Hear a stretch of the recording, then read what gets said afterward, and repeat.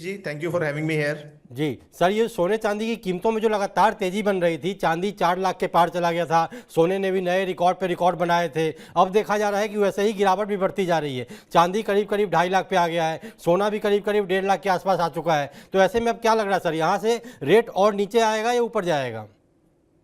मनीष जी देखिए, जो तेजी थी उसके पीछे बहुत सारे रीजंस थे। उस टाइम जी। पे न्यूज़ चैनल्स और इंस्टाग्राम पे सारे सोशल मीडिया चैनल्स पे सब जगह फ्लडेड था कि चांदी की यूसेज बढ़ गई है। सोने का भाव जो बढ़ रहा है वो जियो पॉलिटिकल टेंशन की वजह से बढ़ रहा है। इंडस्ट्रियल कारण थे जिसमें चांदी की यूज बहुत ज्यादा हो रही थी, जी। उसकी वजह से चांदी की तेजी बढ़ती जा रही थी, बढ़ती जा रही थी। वो सब बातें मुझे लगता है पूरी तरह सच हैं। जी। जो मंदा आया है वो, मुझे मेरी ओपिनियन ये है कि वो मंदा जो है वो टेम्परेरी मंदा है। जी। मतलब हुआ क्या है कि कुछ न्यूज ऐसी आई जो चांदी के लिए अनफेवरेबल थी। जैसे यूएस गवर्नमेंट ने फेड का चेयरमैन बदल दिया, केविन वॉर्श को नियुक्त कर दिया।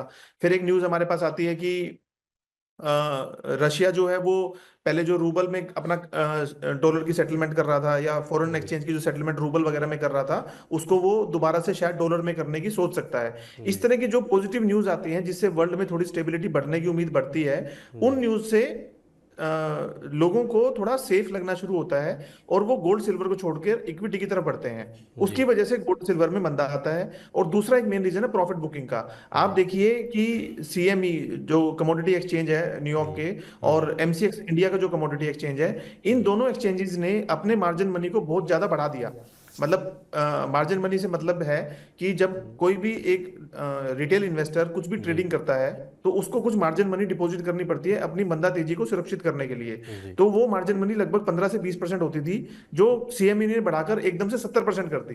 तो जी। यानी कि जो भी लोग एमसीएक्स पे या सीएमई पे वायदा बाजार में काम कर रहे थे, उन लोगों को अपना मार्जिन मनी ना होने की वजह से अपने सौदों को, अपनी जो भी उनकी हम्म। लाइव ट्रेडिंग थी, उनको निरस्त करना पड़ा, उनको जी। रोकना पड़ा। उसकी वजह से बाजार से एकदम से बायर खत्म हो गए, कम हो गए। तो जी। जो चांदी और सोने में लगातार तेजी देखी जा रही थी, उसके पीछे दो मेन रीजन है। एक फेड का चेयरमैन बदलना, जी। और दूसरा कमोडिटी एक्सचेंज में मार्जिन मनी का बढ़ावा देना। उन दोनों वजहों से दोनों मेटल्स ने बहुत अच्छे लेवल पर अपने आप को करेक्ट किया है।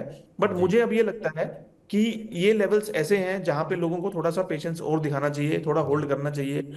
अभी दोबारा मार्केट वापस मेरे को लगता है कि बढ़ने के लिए तैयार खड़ी है यहाँ पर। जी, मतलब आपको लग रहा है कि सर अभी और नीचे जाएगी ये कीमतें, मतलब और अभी गिरावट आ सकती है? तो ऐसे में सर कोई नहीं नहीं, गिरावट नहीं आएगी इसके बाद?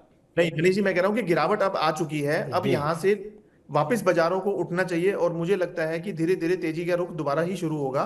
भले उसमें 1 महीना 2 महीने लग जाए, 15 दिन 20 दिन, कुछ भी मतलब समय और लग सकता तेजी, अब यहाँ से तेजी का रुख शुरू हो सकता है, आपका कहना है? है, शुरू हो जी। सकता है। जी देखिए सर, कुछ चांदी रिपोर्ट्स तो ऐसे थे, लगभग कुछ रिपोर्ट्स में ये कहा जा रहा था, कई रिपोर्ट्स थी जो चांदी को लेकर था कि चांदी 7 लाख के आंकड़े को पार करेगी, सोना 4 लाख को पार करेगा। तो क्या ये सब रिपोर्ट्स अब धरे के धरे रह गए? मतलब ये नहीं नहीं लॉन्ग टर्म के लिए मनीष था जी, ये?